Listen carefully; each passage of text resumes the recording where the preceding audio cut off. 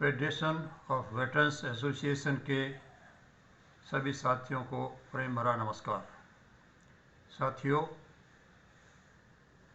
बुराई के ऊपर अच्छाई की जीत, अंधेरे के ऊपर प्रकाश की जीत का पर्व दीपावली नज़दीक आ रहा है। आप सभी को शुभकामनाएं। साथियों, जब से फेडरेशन का रजिस्ट्रेशन हुआ है तब से कुछ एक नकारात्मक शक्तियों का हाजमा खराब हो चुका है और वो बड़े तिलमिला रहे हैं।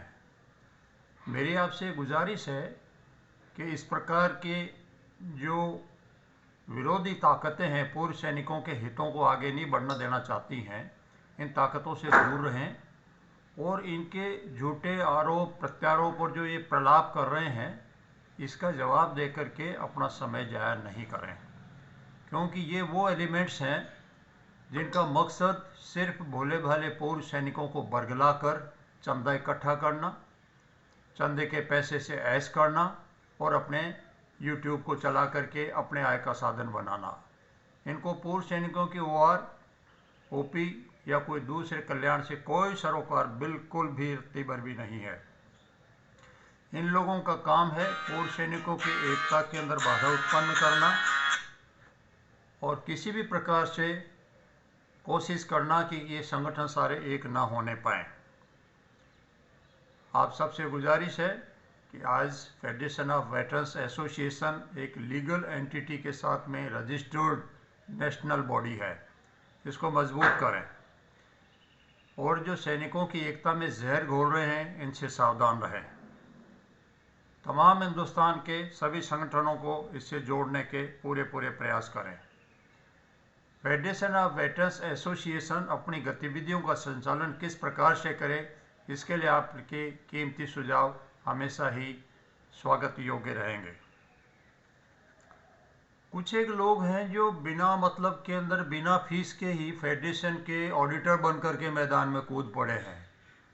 फेडरेशन का मीटिंग हुआ, किसने क्या कहा, किसने क्या कहा। अरे भाई, अपने संगठन को संभालो ना। आप कुछ करने लायक हो नहीं और जो कर रहे हो उसमें आप मीर निकालते हैं। आपको किसने ऑडिटर नियुक्त किया है?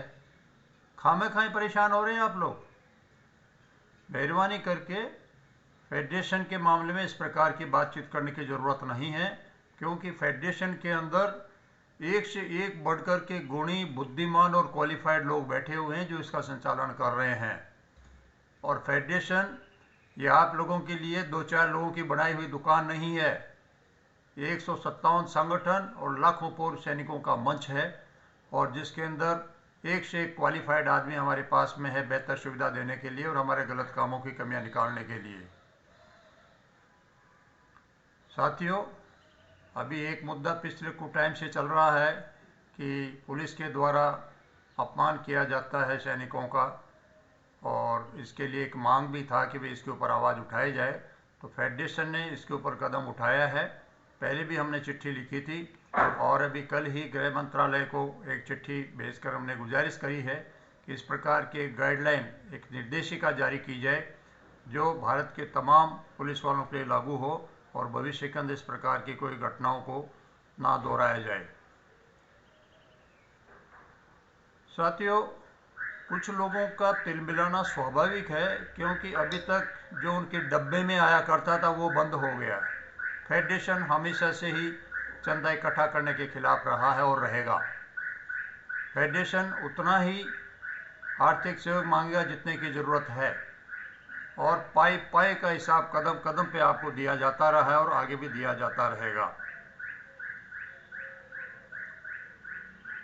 फिर मैं दोहराता हूँ कि पूर्व सैनिकों की एकता के लिए ही समर्पित रहें।